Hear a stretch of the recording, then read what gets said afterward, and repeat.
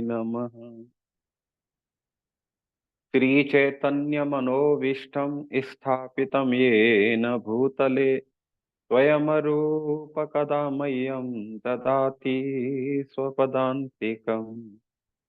वन्देऽहं श्रीगुरो श्रीयुतपदकमलं श्रीगुरून् वैष्णवाञ्च श्रीरूपं साग्रजातं सहगण रघुनाथान्वितं तं सजीवम् साद्वैतं सावधूतं परिजनसहितं कृष्ण चैतन्य देवं श्रीराधा कृष्ण पादान् सहगण ललिता श्री विशाखान्वितांच।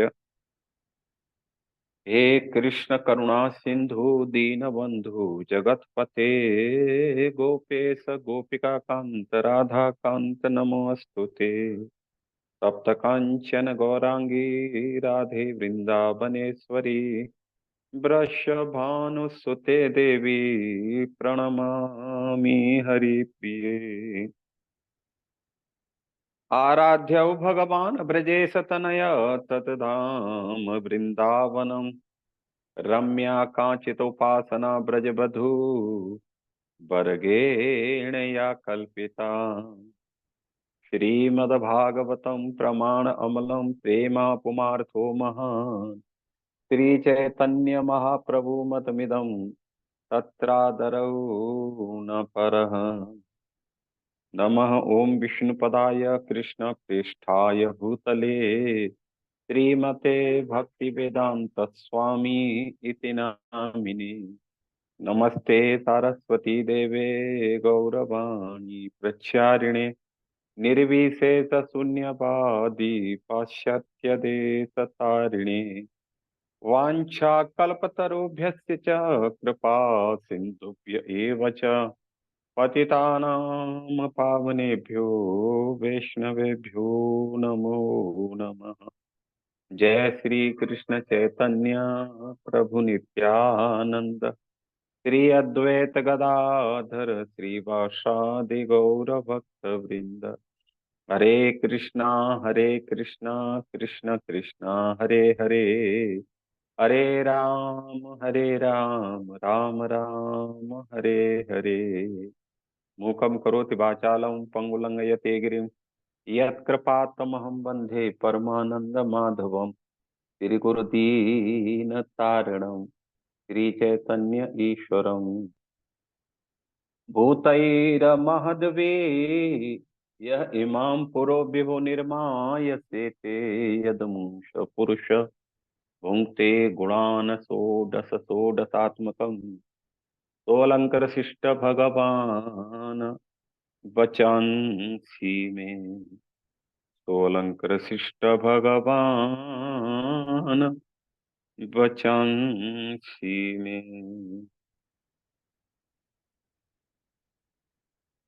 गुरुवे गौरचंद्राय राधिकाय तदालय कृष्णाय कृष्ण भक्ताय तद्भक्ताय नमो नमः। तद्भक्त्याय नमो नमः। उग्रं वीरं महाविष्णु ज्वलंतं सर्वतोमुखं नरसिंह भीषणं भद्रं मृत्यु नमाम्यहम्। कृष्णाय वासुदेवाय हरये परमात्मने प्रणतक्लेशनाथाय गोविन्दाय नमो नमः। गोविन्दाय नमः।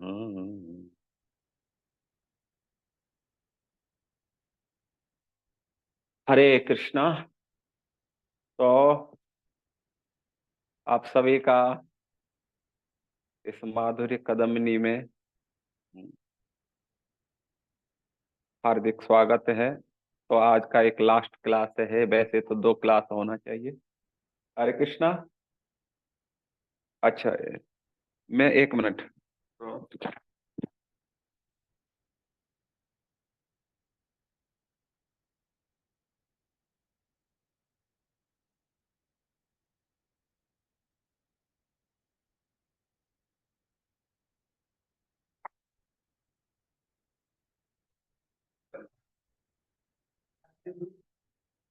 ठीक है, तो अभी तो मैं फिर हूँगा 9 बजे तक। तो हमने जो है अगले जो पिछली क्लासों में रुचि और आसक्ति के बारे में वर्णन किया था। रुचि जो है भजन विषयक है, कथा कीर्तन में, भगवान के नाम में, इसमें रुचि रहे। और जो आसक्ति थी वो भजनीय विषय है, अर्थात भगवान में फिर उसकी रुचि हो, मतलब रुचि हो जाती है आसक्ति के स्तर पर।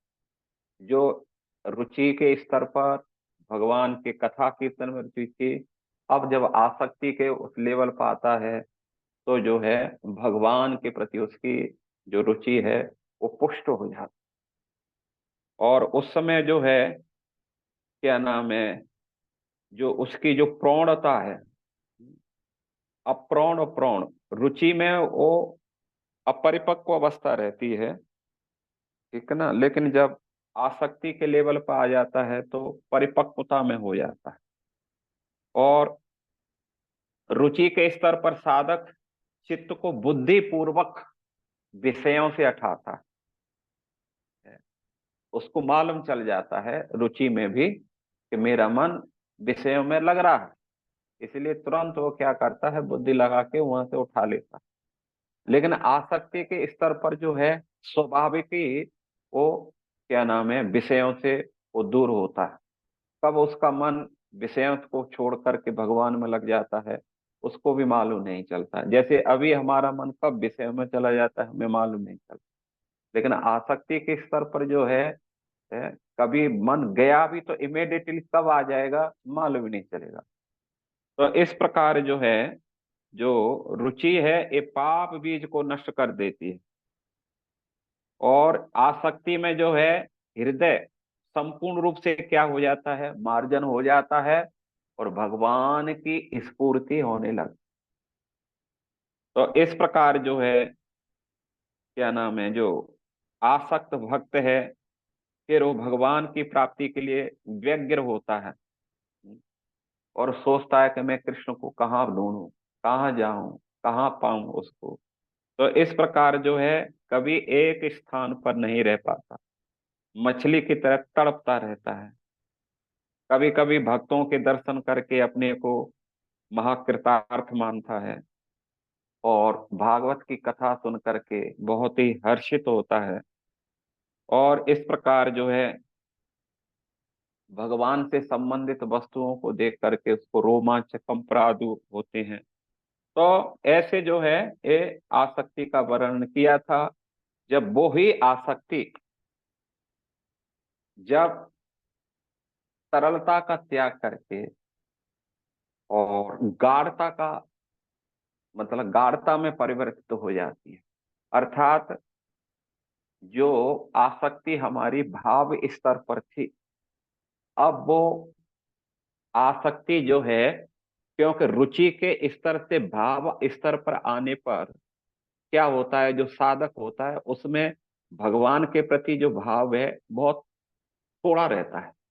लेकिन अब जो आसक्ति को त्याग करके भाव स्तर पर जा रहा है तो वो आसक्ति में वो भाव अति गाढ़ता को प्राप्त कर लेता है।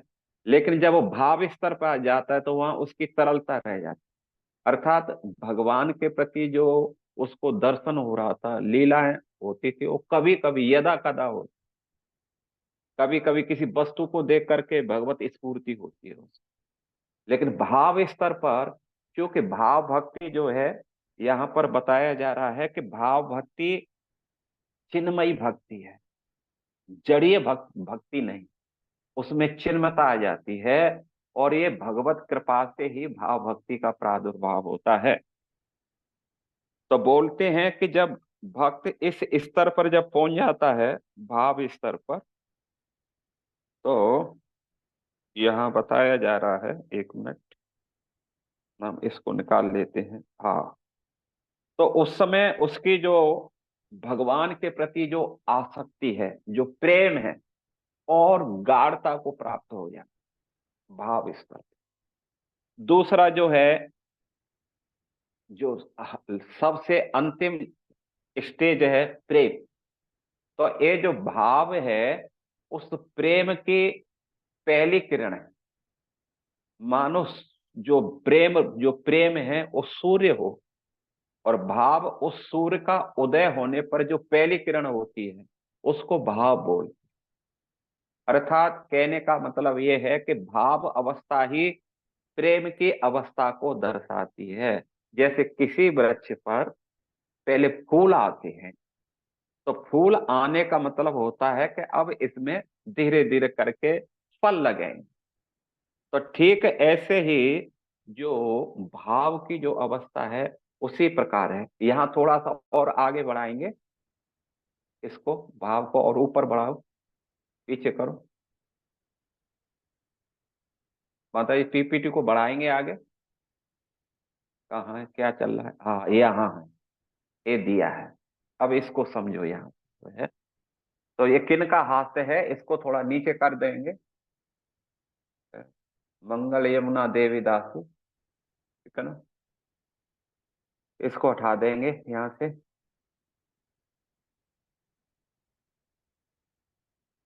तो आसक्ति की प्रगाढ़ता को भाव कहते हैं, ठीक है ना। आसक्ति में जो मन भगवान में जाता था, ठीक है ना, भगवान का साक्षात्कार होता था, वो बहुत हल्केपन में होता था। लेकिन जब वे पूरी गाढ़ता को प्राप्त कर लेती है, अर्थात परिपक्व अवस्था को प्राप्त कर लेती है, तो ये भाव में परिवर्तित हो जाती है आसक्ति। और ये आसक्ति जब भाव में परिवर्तित हो जाती है, तो उस समय जो है ये जो भाव है प्रेम की प्रथम अवस्था को दोहराता है। अर्थात भाव उत्पन्न होने का मतलब होता है अब इसमें प्रेम रूपी फल लगने वाले हैं। तो इस प्रकार जो है यहाँ पर दिया जा रहा है, प्रेम यदि सूर्य है तो भाव उस सूर्य की किरण है। अर्थात जब किरण आती हैं तो ये निश्चित हो जाता है कि सूर्य उदय हो गया है या होने वाला है। जब सुबह सुबह हम देखते हैं, जब अंधकार नष्ट होता है, और धीरे धीरे करके सूर्य की किरणें निकलने लगती हैं, सूर्य इतना नहीं दिखाई देता है, लेकिन उसके उजाले से हमें मालूम चल जाता है कि अब सूर्य निकलने वाला है। तो इस प्रकार अर्थात किरणें के उदय होने पर सूर्य का उदय निकट ही है। तो इस प्रकार जो है ये भाव है। और आगे करेंगे, इसमें क्या है, थोड़ा सा आगे बढ़ाएंगे इसको। हरे कृष्ण। हाँ ठीक है। तो ये अब जो है भाव की परिभाषा दे रहे हैं। भाव की परिभाषा क्या है? साधन भक्ति में जब हम जो है, क्या नाम है, आदो श्रद्धा, ततः साधु संग, फिर भजन क्रिया। भजन क्रिया के बाद में अनर्थ निवृत्ति आती है, और जब अनर्थों की निवृत्ति होती है फिर जो है रुचि जागृत होती है। अर्थात भगवान की लीला कथाओं में उससे टेस्ट लगने लगता। और रुचि जब अपनी रुचि और भगवत प्राप्ति की अनुकूल अभिलाषा, अर्थात स्वसुख की अभिलाषा नहीं, केवल भगवत प्राप्ति की जो अभिलाषा है, तथा सुहृदय अभिलाषा, आत्मीयता से भगवान में एक आत्मीयता मतलब हो जाती है कि मैं प्रभु के दर्शन करूंगा, मैं दर्शन करूंगा, तो वो अभिलाषा चित्त को क्या करती है, उसको द्रवित कर देती है। अर्थात साधना भक्ति जब जो है रुचि के स्तर पर आ जाती है, और रुचि के स्तर पर जो है उसके अंदर फिर क्या होता है, उसको जो है आसक्ति होने लगती है। अर्थात अभी रुचि में तो साधना भजन में आसक्ति थी, लेकिन अब जब आसक्ति के स्तर पर आ जाता है तो वो आसक्ति कथा कीर्तन में तो रहती ही है, लेकिन इसके साथ साथ में भगवान में भी वो आसक्ति हो जाती है। अब वो जो है अधिक भगवान में आसक्ति होती है, और फिर उस आसक्ति के कारण वो भक्त तड़पने लगता है प्रभु के दर्शन करने के लिए। तो बोलते हैं यहाँ पर जो है इस प्रकार जो भाव भक्ति में उसका चित्त क्या हो जाता है, पूरी तरह से द्रवीभूत हो जाता है, पिघल जाता है, स्निग्धता को धारण कर ले। भगवान जिसमें आने वाले हैं वो हृदय कैसा हो जाता है, भगवान के लिए एक प्रकार से उनके बैठने का एक अनुकूल स्थान बन जाता है, जिसमें भगवान बड़ी आसानी से और उसमें बैठ सकते हैं। इसी को जो बोलते हैं भाव भक्ति। तो बोलते हैं भाव भक्ति का जो स्वरूप है शुद्ध सत्व विशेष आत्मा। शुद्ध सत्व विशेष आत्मा का मतलब होता है कि भगवान जैसे सच्चिदानंद घन है, सच्चित आनंद है। तो जो इसमें जो है सत, चित और आनंद, तो सत को छोड़ करके जो चित है और जो आनंद है, उनकी जो क्या नाम है स्वरूप शक्तियां हैं। स्वरूप शक्ति कौन सी है, जैसे तीनों की तीनों ही शक्तियां हैं, संदिनी, संबित और हिलादिनी। सत की भी है तीनों ही शक्तियां, संदिनी, संबित, हिलादिनी। चित्त में भी ये तीनों रहती है, आनंद में भी ये तीनों रहती है। तो जब चित्त की संधिनी, चित्त की और जो है हिलादिनी की जो है, ये जो शक्तियां हैं संबित और हिलादिनी, ये शक्ति जब दोनों का एक स्वरूप होता है तो उसी को जो बोलते हैं शुद्ध सत्व विशेष आत्मा है। जब चित्त शक्ति की संधिनी, नहीं, संबित और हिलादिनी शक्ति, चित्त शक्ति की संबित और हिलादनी शक्ति जब एकता को धारण करती हैं, इस अवस्था को शुद्ध सत्व अवस्था कहते हैं। इसी को साथ साथ में गुह्य विद्या भी कहते हैं। ये ही भक्ति की जननी है। भगवान भी शुद्ध सत्व अवस्था में रहते हैं और अपने को इसी अवस्था में प्रकट करते हैं। अपने भक्तों को भी शुद्ध सत्व अवस्था से ही प्रकट कराते हैं भगवान। तो इसलिए शुद्ध सत्व अवस्था क्या है, ये बिल्कुल आध्यात्मिक अवस्था है भगवान, ठीक है ना। तो भाव का स्वरूप भी क्या हो गया है, अब यहाँ संपूर्ण रूप से आध्यात्मिक हो गया है।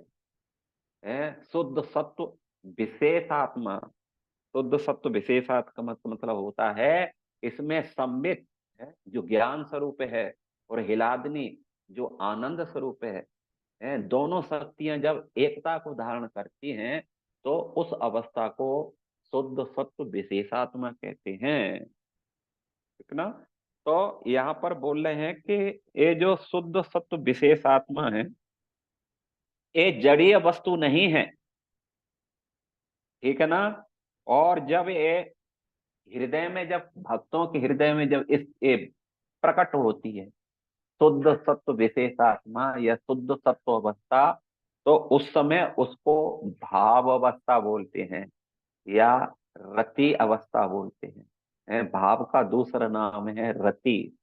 जब भक्तों के हृदय में ये अवस्था जब प्रकट हो जाती है शुद्ध सत्व अवस्था, तो फिर भगवान के उस हृदय में प्रकट होना ही है। ये जो है बिल्कुल कन्फर्म हो जाता है। तो इसलिए इसको बोला गया है शुद्ध सत्व अवस्था। आगे क्या है थोड़ा सा पढ़ाए बढ़ाएंगे इसमें, और आगे क्या बोल रहे हैं।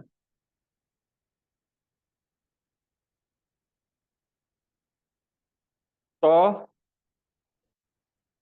रूप गोस्वामी बता रहे हैं, इसको थोड़ा आगे बढ़ाएंगे।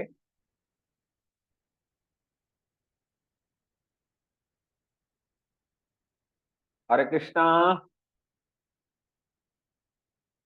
हाँ बस यही देखो। तो ये जो है शुद्ध सत्व अवस्था है, ये एक तो क्या है, चित वस्तु है और ये किसी साधन से या भजन से प्रकट नहीं होती है। साधन भजन तो उसके मतलब उस अवस्था को प्रकट करने के लिए एक अनुकूल वातावरण क्रिएट करता है, लेकिन ये क्या है, ये स्वयं प्रकाश है, अर्थात ये चित स्वरूप है, चित वस्तु है, इसलिए स्वयं प्रकाशित होता।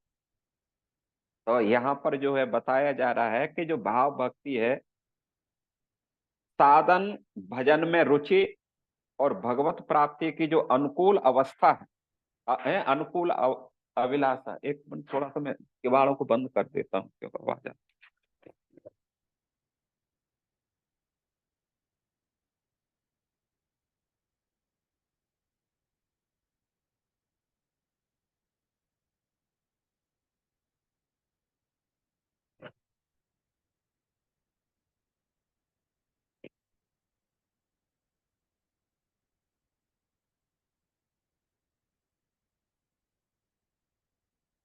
तो जो भाव अवस्था के बारे में बता रहे हैं, इसमें बोलते हैं कि साधन भजन में रुचि, इसके बाद में भगवत प्राप्ति की अनुकूल अभिलाषा।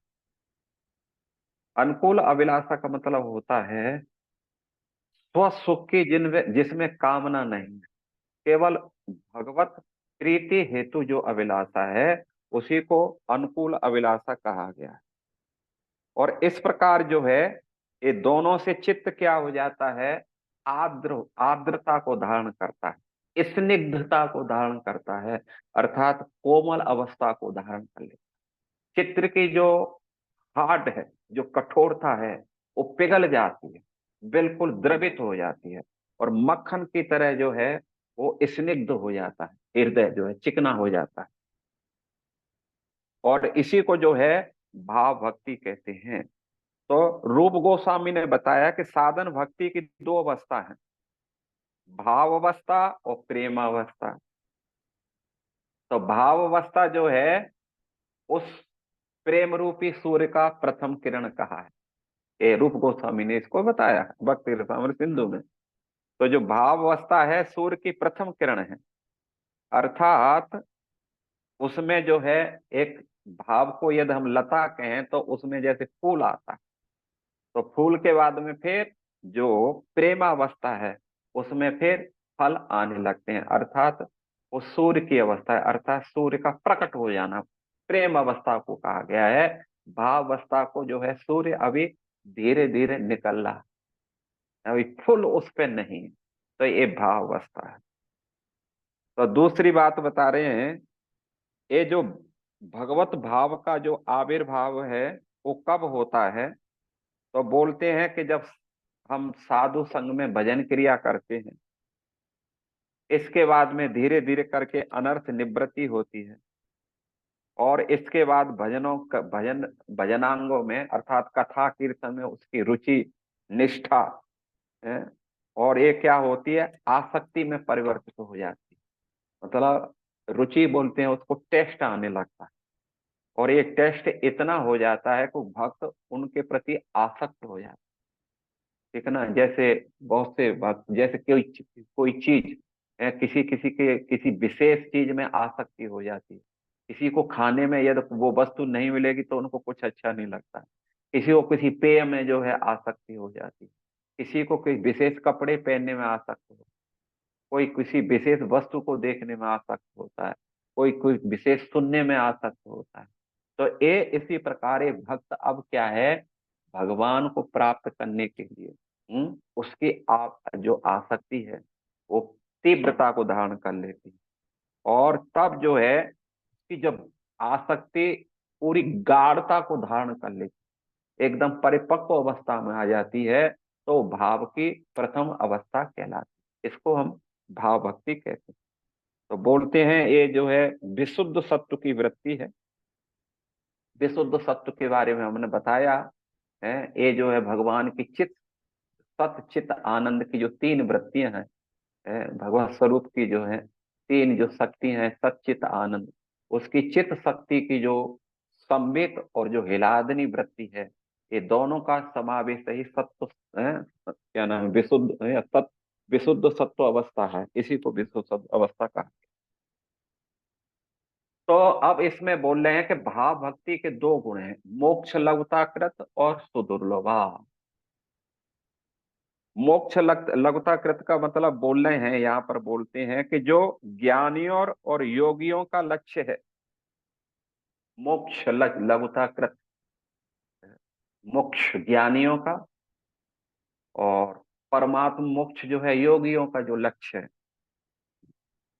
तो बोलते हैं कि भगवान, ये भाव भक्ति जो है क्या होती है, मोक्ष लब्धकृत, अर्थात ज्ञानी और योगियों का जो लक्ष्य है, और सुदुर्लभा, मतलब पहले तो बोल रहे हैं जो ज्ञानी योगियों का जो परम लक्ष्य है मोक्ष प्राप्त करना या परमात्म मोक्ष प्राप्त करना, इसको वो क्या कर देती है, लघु बना देती है। अर्थात भाव भक्ति में ये जो मोक्ष है, मुक्ति है ब्रह्म मुक्ति, सायुज्य मुक्ति या परमात्म मुक्ति जिसको बोलते हैं, ये अति तुच्छ हो जाती है।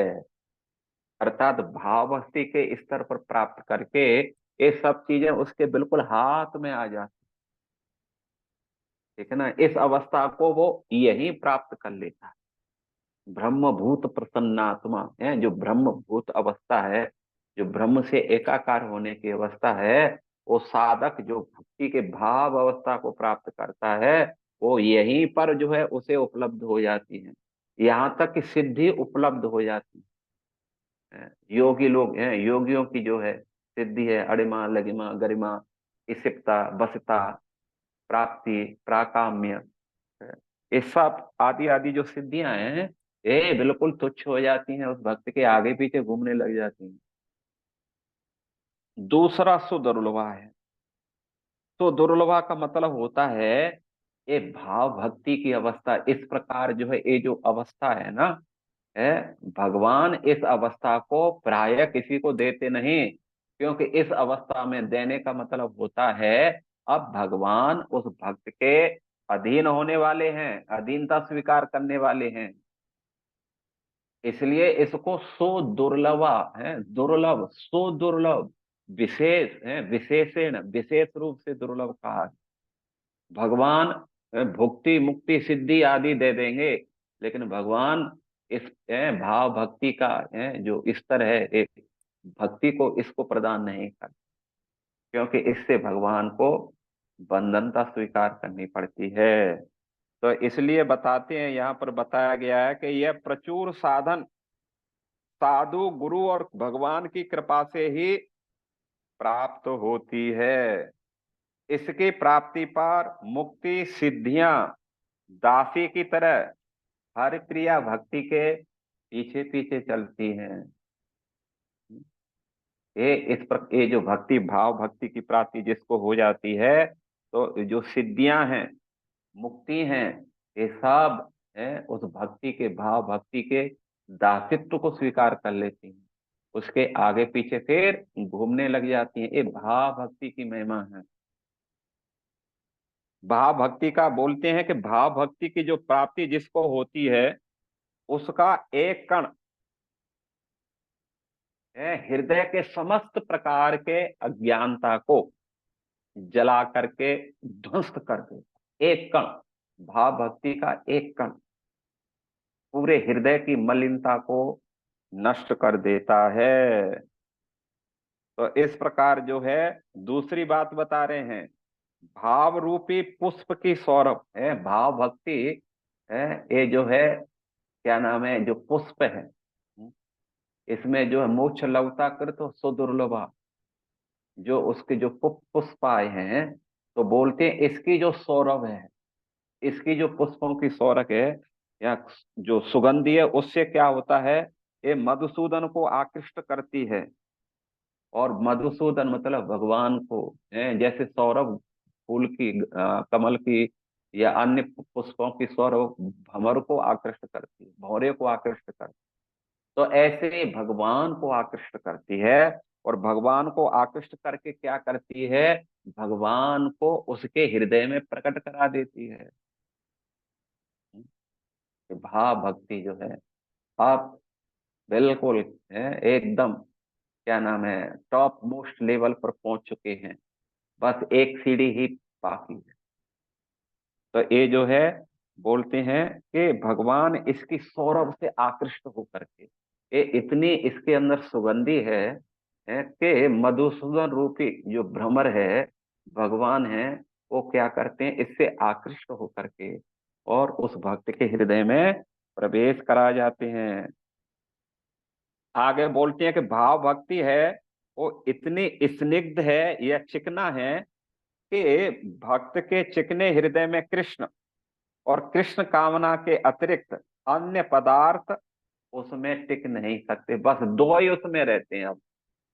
भाव भक्ति के लेवल पर भगवान, और क्या नाम है, भगवान से संबंधित वार्ता है, ये दो हैं। बोलते हैं भाव भक्ति के एकदम कृष्ण और कृष्ण की कामना, इसके अलावा उसमें और कुछ नहीं रुकता है भाव भक्ति में। और आगे बोलते हैं स्वयं भगवान के अंगों को भी, ये जो भाव भक्ति क्या है, इसमें इतनी स्निग्धता है, चिकनाहट है कि भगवान के अंग भी स्निग्ध हो जाते हैं, चिकने हो जाते हैं। जैसे कभी कभी देखते हैं कोई, जैसे फूल होते हैं, सौरभ युक्त फूल होते हैं, उनको टच करने से हाथ में खुशबू आ जाती है, शरीर पर टच करने से शरीर में खुशबू आ जाती है। तो ऐसे ही भाव भक्ति की जो स्निग्धता है, चिकनाहट है, उसकी जो खुशबूता है वो क्या करती है, भगवान के श्री अंगों को वो भी जो है स्निग्ध बना देती, चिकना कर देती है। जिसके चित्त में यह उदय होता है वह, आगे बता रहे हैं विश्वनाथ चक्रवर्ती ठाकुर बोलते हैं, जब जिसके हृदय में भाव भक्ति प्रकट हो जाती है तो शिव जी और ब्रह्मा जैसे उसको क्या करने लगते हैं, फिर उसकी वंदना करने लगते हैं। वो इस प्रकार के शिव ब्रह्मा आदि देवताओं के द्वारा भी वो वंदनीय हो जाता है, वो भक्त जो है इस भाव भक्ति के लेवल को जो प्राप्त है ना। इसलिए इसको मोक्ष लौकिक अर्थात मोक्ष है। इसमें दो प्रकार का मोक्ष होता है, मुक्ति होती है, एक ब्रह्म सायुज मुक्ति है, एक परमात्मा सायुज मुक्ति है। ब्रह्म सायुज ज्ञानियों के लिए है और परमात्मा मुक्ति जो है योगियों के लिए है। ये दोनों ही कैसी हो जाती हैं, लघु हो जाती हैं, छोटी पड़ जाती हैं, और तो दुर्लभा है, क्योंकि भगवान को खींच लाती है बैकुंठ से, और उस भक्त के हृदय में जबरदस्ती प्रवेश करा के प्रकट करा। तो इसलिए भगवान इसको किसी को नहीं देते, छुपा करके रखते हैं, भाई तुझे और कुछ चाहिए, भोग योग जो कुछ चाहिए ले जा, मुक्ति ले जा, भुक्ति ले जा, या और क्या नाम है, मान सम्मान प्रतिष्ठा आदि ले जा, लेकिन भक्ति की तू बात मत कर यहाँ पर। तो लेकिन इसलिए इसको सुदुर्लभा कहा गया है। तो आगे बढ़ाएंगे इसको, और क्या है।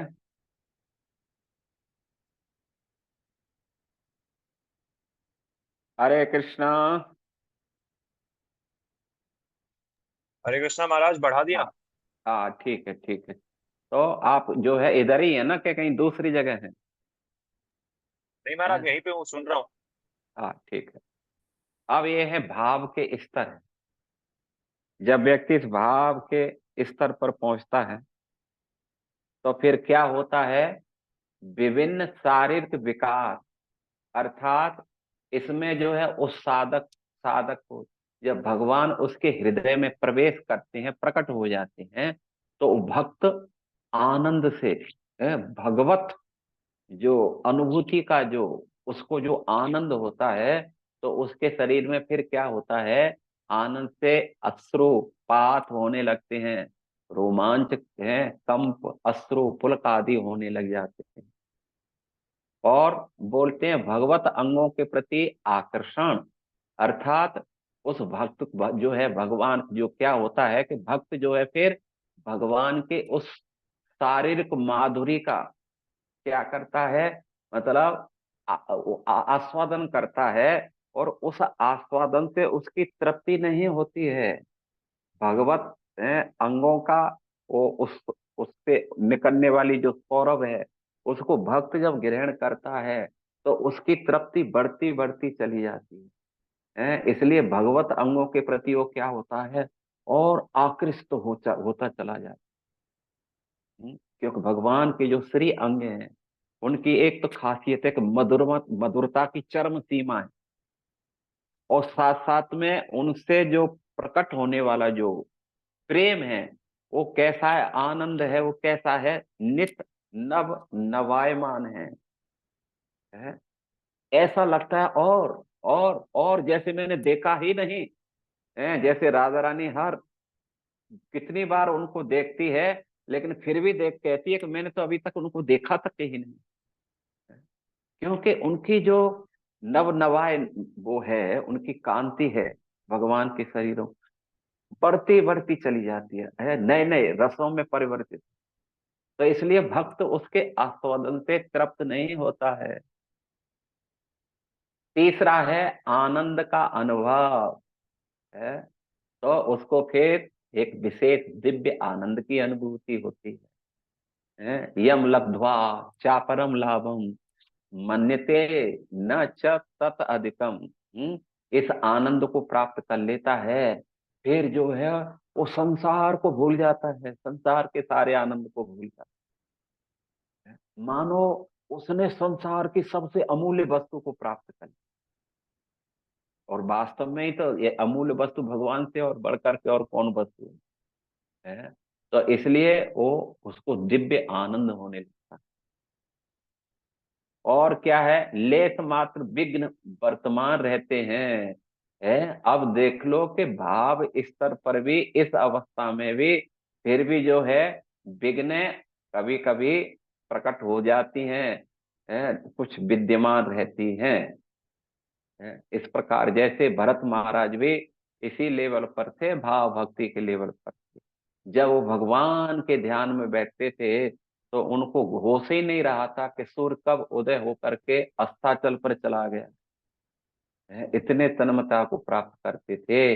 लेकिन फिर भी वो जब एक हिरण के प्रति आसक्त हुए तो ये भगवान है उसमें एक विशेष विघ्न आ गई। शुरू में तो उन्होंने सोचा है ये क्या नाम है, ये एक भगवान का ही कुछ है, वो है क्या नाम है, देन है, मैं इसकी सेवा कर सकूं, क्योंकि भगवान ने मेरे को नियुक्त किया है इसके लिए, मेरा दायित्व बनता है इसको बचाना, इसकी रखवाली करना। और वो दायित्व इतना वो परिपक्व होता गया कि भगवान के प्रति जो दायित्व है वो भूलता गया, और अब हिरण के दायित्व जो है उसके सामने प्रकट हो गए इसलिए ये विघ्न भी इसमें आने वर्तमान रहती हैं। अभी इस पूर्ण रूप से वो जो है विघ्नों से बचा नहीं है। आप सोचो भावावस्था में विघ्न रह रही हैं, तो हम लोग तो अभी जो है, अभी क्या नाम है उधर भी तो नहीं पहुंचे हैं, क्लेशाग्नि क्लेश हमारे जो है अनर्थ निवृत्ति तक भी नहीं पहुंचे हम लोग तो। कितने अनर्थ होंगे हम लोगों को। इसलिए हम लोगों को कितना सतर्क होने की जरूरत है, ये विशेष बात सोचने की बात। और दूसरा, और अंत बोलते हरि कथा का आस्वादन अमृत की भांति होता है। अर्थात इसमें जो है भगवान के कथा कीर्तन के प्रति है, और उसकी तन्मयता क्या होती है, बढ़ती चली जाती है। जैसे हम जानते हैं कि जो अन्य साधन है, कर्म योग है, ज्ञान योग है, ध्यान योग है, जैसे ही जैसे व्यक्ति अपने फल के नजदीक पहुंचता इन मुक्तियों के नजदीक पहुंचता है, तो उसका फिर वो भजन क्रिया बिल्कुल कम हो जाती है। लेकिन भक्ति में क्या होती है, भक्ति में बिल्कुल उल्टा होता है, क्योंकि उनका भजन क्रिया और उसका जो फल है वो दोनों अलग अलग होते हैं। लेकिन भक्ति में एक ही है, वो ही भक्ति भजन क्रिया ही प्रेम के रूप में प्रकट हो जाती है। इसलिए जैसे जैसे भक्त आगे बढ़ता जाता है, भाव प्रेम के अवस्था में आता है, और उसकी जो भगवान के प्रति कथा कीर्तन में भगवत दर्शन में उसकी और जो लालसा है करोड़ों गुना बढ़ जाती है। तड़पता है उसके बिना, एक सेकंड के लिए भी वो नहीं रह सकता है कथा कीर्तन के बिना। तो इस प्रकार जो है हरि कथा आस्वादन में अमृत की भांति है, उसको बहुत टेस्ट आता है, भूल जाता है जब कथा कीर्तन में परीक्षित महाराज जब कथा सुन रहे थे तो 4 दिन हो गए थे। 4 दिन में जब भगवान कृष्ण की जब लीलाओं का जो वर्णन करने लगे, 10वें स्कंद में पहुंच गए, तो उस समय जो है सुखदेव गोस्वामी ने परीक्षित से कहा कि महाराज कम से कम पानी तो कम से कम पी लो, आप 4 दिन से बैठे हुए हैं, बिल्कुल न खाया है न पिया है। तो परीक्षित महाराज ने कहा, हे गुरुदेव, आपके मुख से जो कथा कीर्तन रूपी जो अमृत निकल रहा है ना, उसको पान करके मुझे अब ये क्या नाम है, प्यास भूख अब बिल्कुल नहीं सता रही है। उससे मेरी जो तृप्ति हो रही है, भला इससे बिल्कुल भी मेरी इसमें कोई रुचि नहीं है। तो ये भाव का स्तर ऐसा होता है कि इसमें जो है फिर उस कथा कीर्तन अमृत की तरह लगते हैं। अभी जैसे हमें जो है, ओह कितना बोरियत लगते हैं, अरे क्लास, अरे भगवान 1 घंटा और पनिशमेंट, बुरा है, बुरा हाल हो जाता है हम लोगों का। और बैठते ये झपकी मारने लगते हैं कि सामने वाला जो क्लास दे रहा है उसको लगता है कि भाई छोड़ो, भाग लो यहाँ से सीधे सीधे में। है, इतना बिल्कुल, कभी कभी तो गिर जाती हैं भक्त लोग एक दूसरे के ऊपर, सर पटक देते हैं एक दूसरे के ऊपर, बुरा हाल हो जाता है। इससे लगता है कि हमारी कितनी रुचि है कथा कीर्तन में। और देखो इस स्तर पर जो है क्या हालत है, जैसे जो विषयी लोग विषयी लोग जो है, स्त्रियों की चर्चा सुन करके, विषयों की चर्चा सुन करके जो आनंद लेते उससे करोड़ों गुना बढ़ करके भक्त जब इस अवस्था के आ जाता है, उसको जो आनंद मिलता पागल हो जाता है इसके बिना, तड़पता है, कहाँ मिलूं, कहाँ जाऊं, किधर से मिलेगा कथा कीर्तन, कभी इस आश्रम में कभी उस आश्रम में, सुनने के लिए व्याकुल हो जाता। तो इस प्रकार हरि कथा का आस्वादन अमृत की भांति उसको प्रतीत होता है। ये भाव भक्ति है भाई। तो आगे बढ़ाएंगे, और क्या बोल रहे हैं इसको।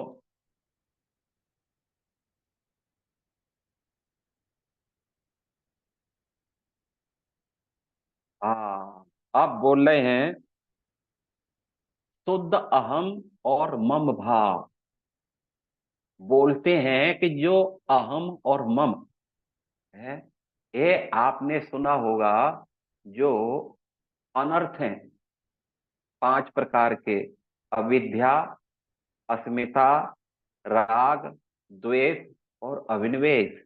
उसमें जो अविद्या और अस्मिता, अस्मिता में है मैं और मेरा, अहम और मम भाव है, ये जो है देहात्म बुद्धि का है, ये देहात्म बुद्धि से उत्पन्न होता है मैं और मेरा।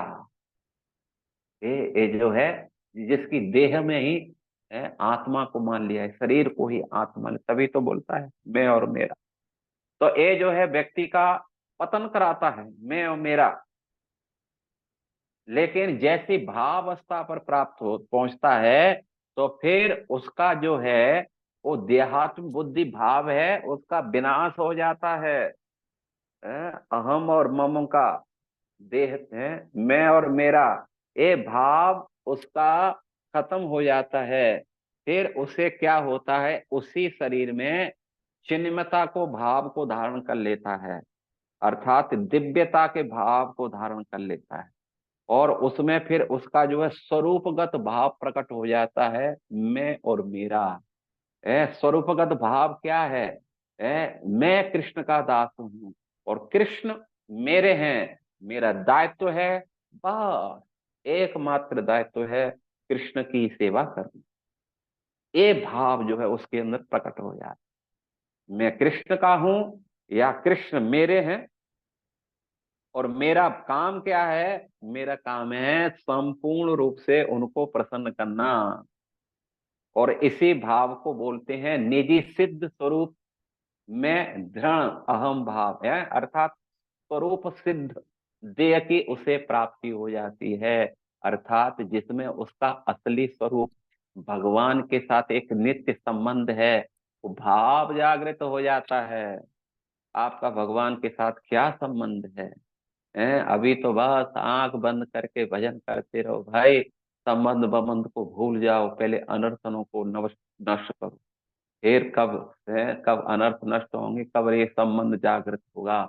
लेकिन जो इस अवस्था में पहुंच जाता है, उसका नित्य सिद्ध स्वरूप जो देह है प्रकट हो जाता है, अर्थात उस देह में उस चिन्मयता के भाव को धारण कर लेता है। और ये चिन्मयता भाव ही भगवान की सेवा के लिए अनुकूल प्राप्त होता है।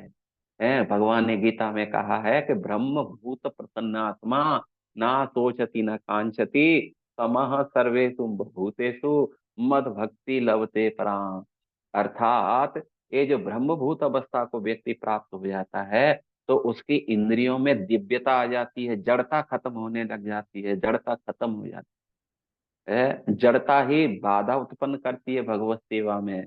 निद्रा है, प्रमाद है, आलस्य है, अनेक अनेक प्रकार की जो है, क्या नाम है, जो चार है, चार प्रकार के लय, और क्या नाम है, अप्रतिपत्ति, कसाय, रसस्वाद आदि आदि जो विक्षेप हो रहे थे, ये सब बिल्कुल खत्म हो जाते हैं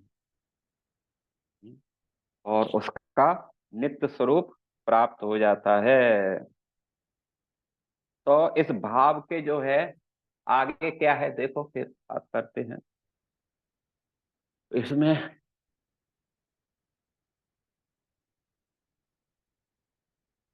अरे राधे, हरे कृष्णा। हाँ, तो भाव ये दो प्रकार का है, ठीक है ना। अभी इसमें जो है भाव दो प्रकार का है। एक है वैधि भक्ति से उत्पन्न होने वाला भाव, दूसरा है रागानुगा भाव। अर्थात अभी हम वैधि भक्ति के उसमें हैं, और वैधि भक्ति का मतलब होता है ये अभी हम भगवान में ईश्वर बुद्धि, भगवान है, भजन नहीं करेंगे हालत खराब हो जाएगी। तो अभी हम शास्त्र भय से भजन कर रहे हैं। वैधि भक्ति में जो है क्या नाम है, शास्त्र भय रहता है, डर रहता है, भाई भजन नहीं करेंगे तो हमें बहुत मुश्किल आ जाएगी। तो इसलिए ये जो है क्या नाम है, वैधि भक्ति। और रागानुगा भक्ति क्या है, रागानुगा भक्ति से उत्पन्न जो भाव है वैधि भक्ति से उत्कृष्ट होता है। इसमें जो है विधि विधान के पालन की जरूरत नहीं होती है, स्वाभाविक ही इसमें जो है भगवान की सेवा में रुचि होती है। जैसे जैसे एक माँ होती है, माँ अपने बच्चे की सेवा करती है, कोई पढ़ लिख करके नहीं करती कि बच्चे को 5 बजे जगाना चाहिए, जगा करके फिर उसे दूध पिलाना चाहिए, दूध पिला करके कुछ समय बाद में फिर उसे हल्के पानी से, न गर्म हो न ठंडा हो, गुनगुने पानी से उसे नहलाना चाहिए। ये सब कुछ नहीं। समझे ना, जब जब रागुण का भक्ति है, जब भाव के स्तर पर आ जाता है तो फिर क्या हो जाता है, उसका भगवान के प्रति जो ऐश्वर्य बुद्धि थी वो खत्म हो जाती है, और ऐश्वर्य बुद्धि के स्थान पर एक रागानुग राग उत्पन्न होता है, भगवान के साथ एक संबंध स्थापित हो जाता है। दास्य का, दास्यता, ये जो है वैधि भक्ति में। और दास्य के ऊपर है सख्य, वात्सल्य और माधुर्य है। ये जो है भाव जो है क्या नाम है, रागानुगा भक्ति में जो है उत्पन्न हो जाती, ठीक है ना। और इसमें फिर जो है विधि विधान खत्म हो जाते हैं सब। कभी कभी भक्त इतना भाव में रहता है को स्नान किया है कि नहीं किया भूल जाता है, लेकिन वैधि भक्ति में तो आप स्नान करके नहीं गए तो जो है आपको मंदिर में प्रवेश नहीं, फिर अन्य सेवाएं तो दूर की बात रह जाती है। तो इसलिए इसमें जो वैधि भक्ति में जो क्या नाम है हमारा जो भाव है भगवान के प्रति, ये ऐश्वर्य ज्ञान मिश्रित रहता है। उसमें जो प्रेम है उसमें ऐश्वर्य मिश्र रहता है, और ऐश्वर्य जहां रहता है प्रेम में शिथिलता आ जाती है। हम्म, संभ्रम पोजीशन में लक्ष्मी सहत सत संभ्रम सेव्य मानव। सत संभ्रम का मतलब होता है क्योंकि वैकुंठ में जो है ऐश्वर्य भक्ति है, इसलिए वहां सब नियम कानून से सब होता है, विधि विधान से होता है। ठीक है ना, राजा के सामने आप जो है उल्ट पटांग बात नहीं कर सकते। लेकिन रागानुगा भक्ति में तो सब कुछ उल्ट पटांग ही होता है। उसमें तो बिल्कुल भक्त लोग उनके जो है सख्य भाव के भक्त उनके कंधे पे चढ़ जाते हैं। वात्सल भक्त के भाव उनको ताड़ना प्रताड़ना करने लग जाते हैं। खबरदार तू उधर गया, नहीं तो ये डंडा दिखाई देता है, इसी से तेरी खबर लूंगा। और माधुर प्रेमी जो है, जो क्या नाम है, माधुर्य भाव में जो है उनकी जो सखियां हैं, वो भगवान को उल्टा सीधा बात करती हैं। खबरदार तू यहाँ आया, भाग यहाँ से, जा, तुझे जिसके पास जाना जा, यहाँ आने की अब जरूरत नहीं है। और राधा रानी अपनी ललता सखी ललता बिसा को बोलती, खबरदार ये हमारे इसमें आया, इसको जाने तो जहाँ है, ये लंपट है। जैसे भंवरा एक फूल पर संतुष्ट नहीं होता, ऐसे ये भी लंपट है। एक जगह संतुष्ट नहीं होता है। ये खबरदार इधर आया तो भगवान सर रख देते हैं ललता सरी की सखी के चरणों में, प्लीज एक बार मुझे दर्शन करा दो, अब मैं दोबारा ऐसा गलती नहीं कर। सोच लो, है पूरे ब्रह्मांड का मालिक है, जिसके चरणों में सब पटक रहे हैं, सर पटक रहे हैं।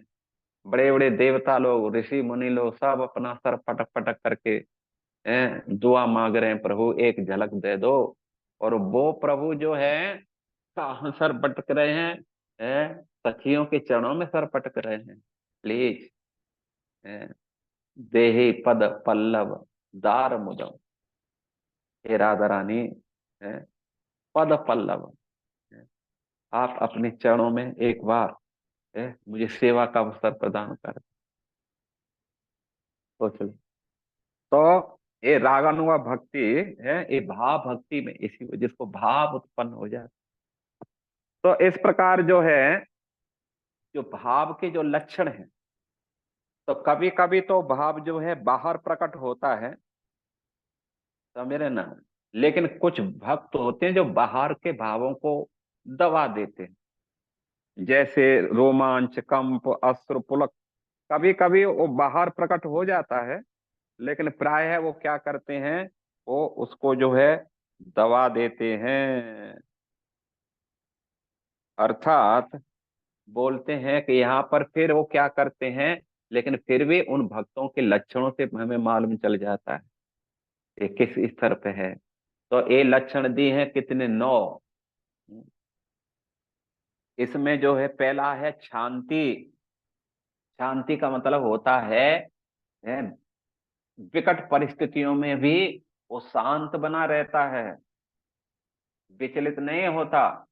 जैसे हमें कभी थोड़ा सा भी चोट लग गई है, या बुखार आ गया, या किसी ने कुछ कह दिया, तो बस अब भजन कौन करेगा।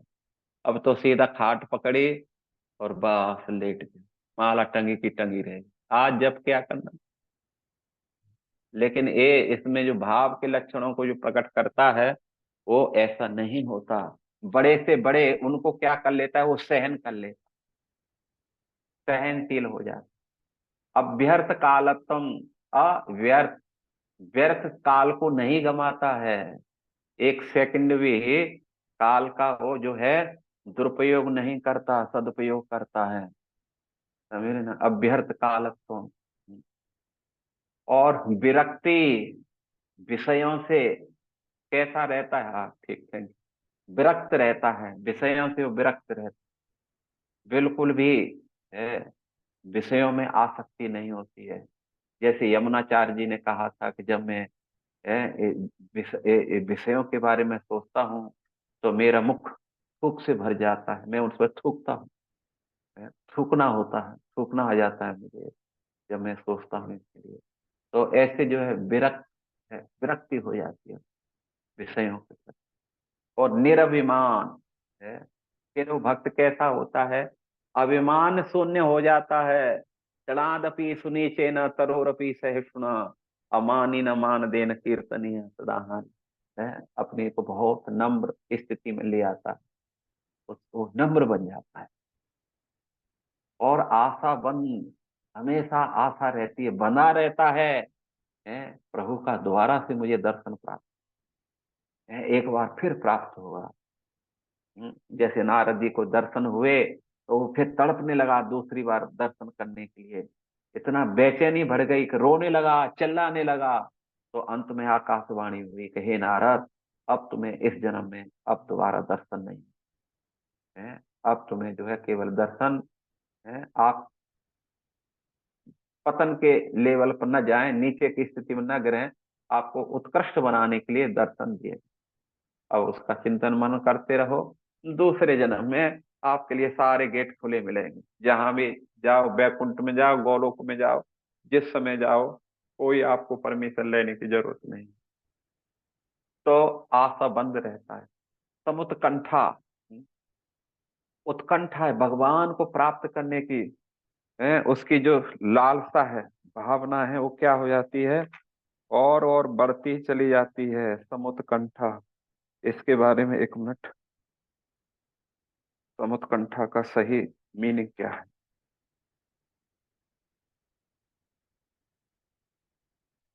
ए राधे श्याम। हम्म, कहाँ है समुत्कंठा? नाम गाने सदा रुचि।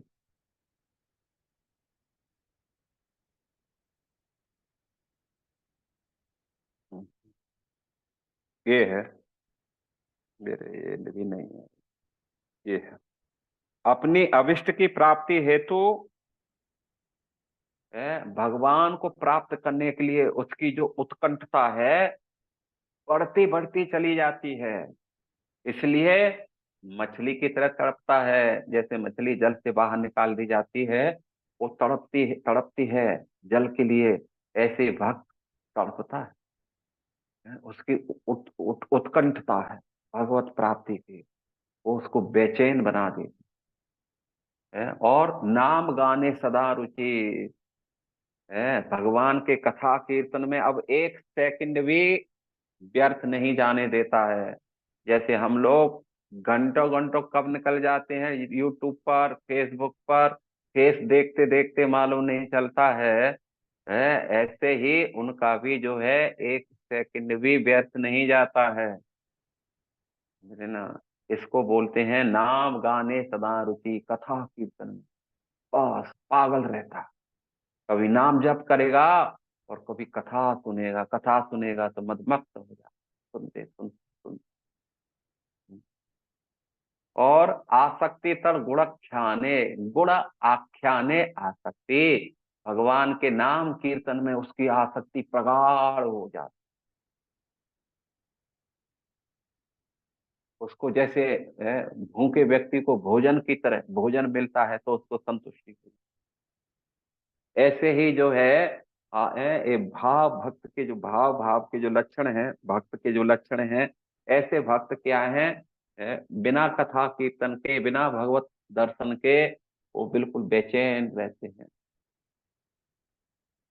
और प्रीति तद बसति स्थले, प्रीति तद बसति स्थले, भगवान के धामों में है प्रीति रहती है। वृंदावन, क्या नाम है आपका, द्वारका, मायापुर, जगन्नाथपुरी, आदि आदि धाम में बसने की उसकी लालसा हो जाती है।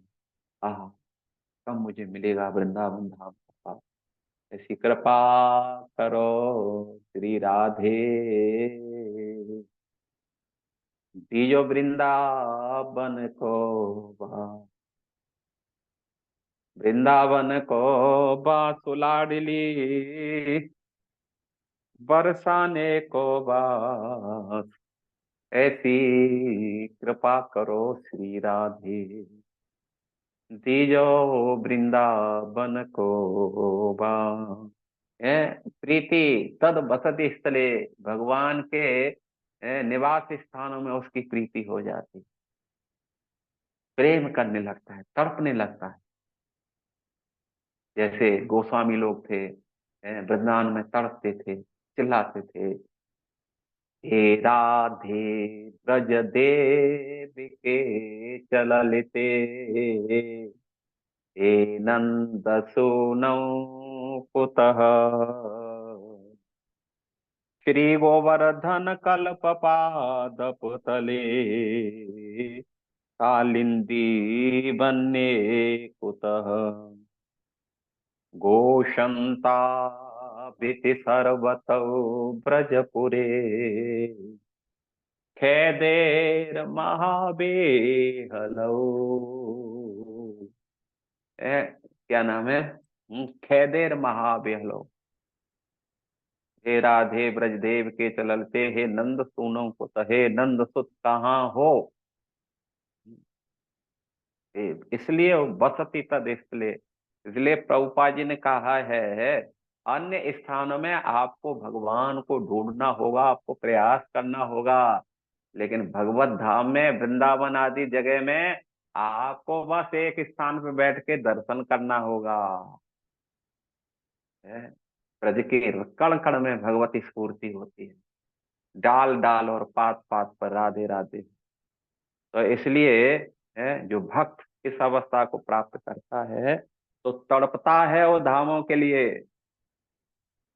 तो इस प्रकार ये है प्रीति तत् वसत स्थले, प्रीति तत् वसति स्थले। और क्या है इसमें आगे? आगे क्या है, बढ़ाओ।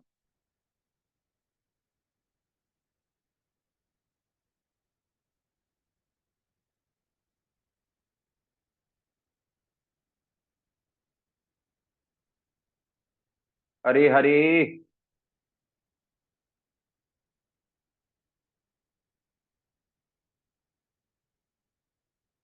हरे कृष्णा।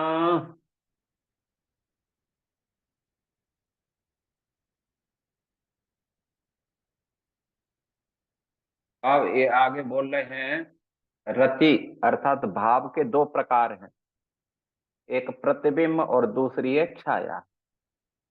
प्रतिबिंब किसको बोलते हैं? तो भुक्ति मुक्ति आदि की स्पृहा रखने वाले लोगों में रोमांच आदि लक्षण दिखाई देने पर वह प्रतिबिंब रत्याभास कहलाता है। अर्थात प्रतिबिंब रत्याभास है। आभास मतलब एक रति का आभास है, नहीं रति छाया है, प्रतिबिंब में है। किनके अंदर? कभी कभी मन में तो भुक्ति मुक्ति की इच्छा, कोई सेवा की चाह नहीं है, लेकिन फिर भी उनके अंदर रोमांच कंप अश्रु दिखाई दे रहा है। ठीक है ना? तो ये जानना चाहिए ये रति नहीं, ये रत्याभास है, आभास मात्र। ये दिखावटी है। प्रीति होती तो सेवाओं में प्रीति होती, वो तड़पता भक्त सेवाओं के लिए। हमें तो सेवा नाम सुनने से बुखार आने लग जाता। ओ आज लगता है मारे, आज इससे सेवा दे करके रखे, छोड़ेंगे, आज नहीं जाने देंगे। यार मुझे थोड़ा लेट आना चाहिए था, मैं आगे बैठ गया, मुझे मालूम नहीं था कि आज ही ये जो है सेवाएं डिस्ट्रीब्यूट होंगी। ये है तो समझना चाहिए। ऐसी भावना है तो ये प्रतिबिंब ये भाव नहीं है, इसको प्रतिबिंब बोल। और दूसरा है छाया। छाया का मतलब है भक्त संग के कारण अज्ञ जनों में भी ऐसे लक्षण दिखाने पर उसे छाया रत्याभास कहते हैं। अर्थात कभी कभी हम देखते हैं कि नए भक्त हैं और एक किसी वैष्णव के यहाँ, शुद्ध वैष्णव के बैठे हुए हैं, सीनियर भक्तों के साथ बैठे हैं, तो उनको देख करके वो भी बड़ा सतर्क होकर के जप करते हैं, और कभी कभी रोने का भी है वो कर लेते हैं उनके अंदर है, वो भी आ जाता है, कभी कभी अश्रु प्रभावित होने लगते। तो इसको बोलते हैं छाया, छाया रत्याभास। रति नहीं है उसका, आभास। इसको रत्याभास बोलते हैं। ठीक है ना? आगे क्या है, बढ़ाओ।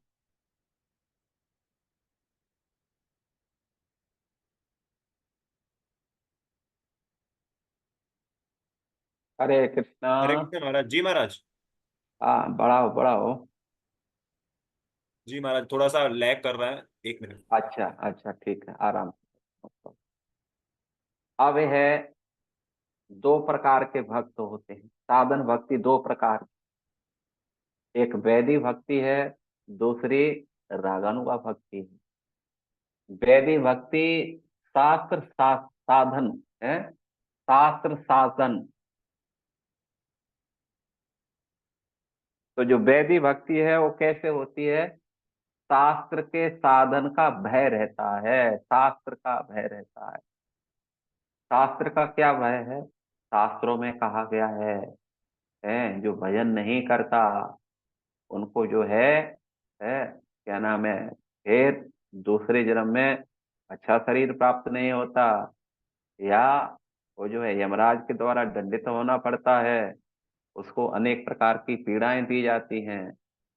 तो ये वैदिक भक्ति, ठीक है ना। और इसमें जो भाव है, ऐश्वर्य प्रधान रहता है, जैसे हमने पहले बताया था। इसमें जो है ईश्वर बुद्धि से हम जो है भगवान की सेवा करते हैं। एक ईश्वर है जो सबका परम पिता है, जो सारे संसार को कंट्रोल करता है, सृष्टि स्थिति प्रलय का वही जो है स्वामी है। इसी के निर्देशन में सब देवी देवता सब कार्य करते हैं। ये जो है ईश्वर भाव, इसलिए उसको ऐश्वर्य प्रधान भाव था। इसमें आपका ऐश्वर्य संभ्रम, हाथ जोड़ करके खड़े रहे। ओम जय जगदीश हरे, हे जगदीश, हे जगत के ईश, है स्वामी जय जगदीश हरे, सुख संपत्ति घर आवे, कष्ट मिटे तन का, ओम जय जगदीश हरे। ये ऐश्वर्य भक्ति, इसमें प्रेम नहीं है, इसमें प्रेम नहीं, भय से बच, हाथ जोड़ रहे हैं, भय। हे मालिक बचा लो प्रभु प्लीज। भय है, डर है, मृत्यु का डर है, क्लेशों का डर है, अनेक अनेक डर है। इस भय से हम भजन कर रहे हैं, इस भय से हम जप कर रहे हैं, मंगल आरती आ जाए। ये तो ये भाव है। तो इसमें जो भाव क्या है, इसमें प्रेम है, वो शिथिल हो जाता है। जैसे वसुदेव देव की, जब भगवान ने कंस का वध कर दिया, और कंस का वध करके भगवान माता देवकी और वसुदेव को मुक्त किए, तो माँ चाह करके वे अपने लाला को गोदी में नहीं बिठा पाई। अरे भगवान है, इनको मैं भला कैसे गोदी में बिठाऊंगी? वसुदेव भी कहने ले तो परम पिता हैं भाई, ये तो हमारे भी बाप हैं, इनको हम कैसे आलिंगन करेंगे? ये भाव उत्पन्न हो गया। और इधर जो है, जब कृष्ण को बांधा यशोदा मैया ने, तो कृष्ण ने पुकारा था, दाऊ दादा तुम कहाँ हो, देख मैया मुझे कैसे बांध रही है। तो दाऊ दादा पहुंच गया, और देख करके कन्हैया को बंधा हुआ पूरा लाल पीला हो गया। किसने बांधा है, किसकी हिम्मत है? तुम नहीं जानते हो तो कौन है? तो यशोदा मैया जो है डंडा लेकर के अंदर से आई, बोला कि क्या नहीं जानते? हम नहीं जानते, कौन है तू, बता कौन है तू, कौन है? मैं स्वयं अनंत शेष हूँ, सारे ब्रह्मांडों को मैं धारण करके रखा। अच्छा, और ये कौन है? ये ये समस्त अवतारों के स्रोत है, इसी से राम नरसिंह ब्रह्म सब इसी से होते हैं, ये सारे ब्रह्मांड का ये मालिक है। मैया ने डंडा दिखाया, सारे अवतार तुम यहीं भर बैठे हो, तुम्हें कहीं ठिकाना नहीं मिला दूसरी जगह?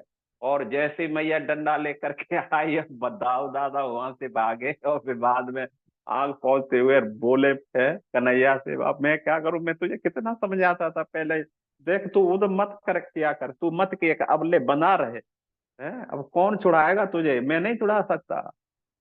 हम्म। तो यहाँ ये प्रेमा भक्ति, ये राग है, इसमें क्या है, राग भक्ति है, इसको राग भक्ति बोलते हैं। इसमें प्रेम है, इसमें प्रेम शीतल नहीं होता है।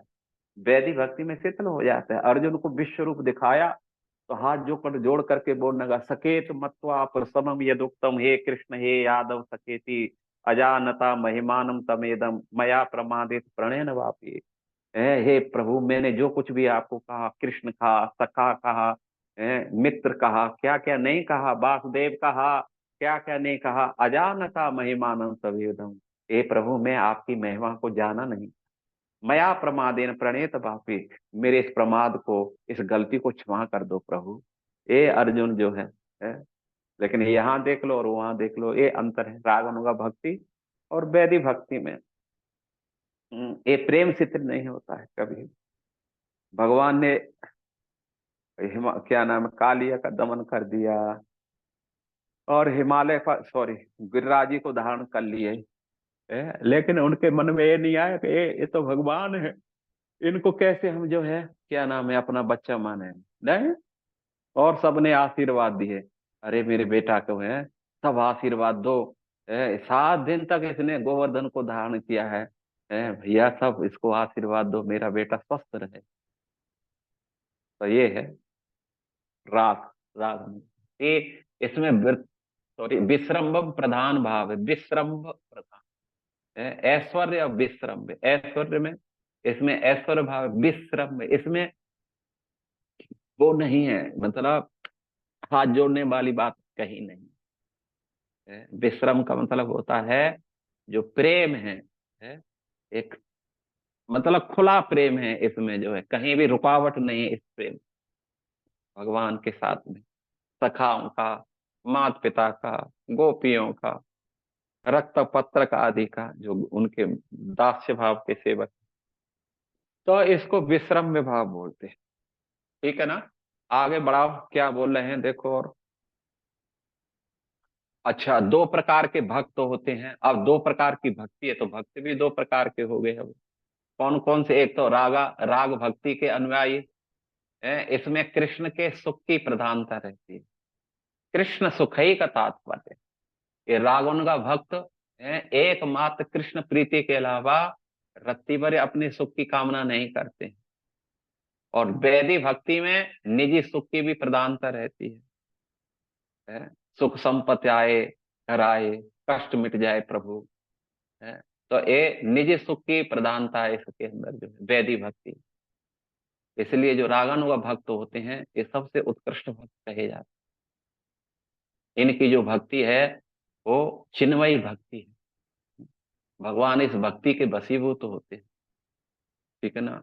लेकिन वैधि भक्ति के भगवान वशीभूत नहीं होते। आगे बढ़ा दो, क्या है देखो। अब स्थाई भाव।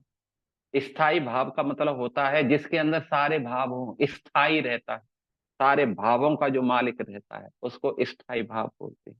जैसे माधुर्य भाव में सारे भाव है, सख्य भी है, दास्य भी है, वात्सल्य भी है, माधुर्य भी है, सारे भाव है, इसको स्थाई भाव बोलते हैं। तो बोलते हैं हास्य आदि अवरुद्ध और क्रोध आदि वृद्ध भावों को वशीभूत कर जो भाव प्रभावशाली राजा की भांति सुशोभित होता है, जो 5 प्रमुख रस और 7 गौण रस, इसमें सब वो आ जाते हैं। तो ऐसे जो 12 रसों को जो क्या करता है, जो अपने बस में रख करके उसका जो है आस्वादन करता है। जैसे भगवान रसों वही सारे 12 रसों के आगार हैं।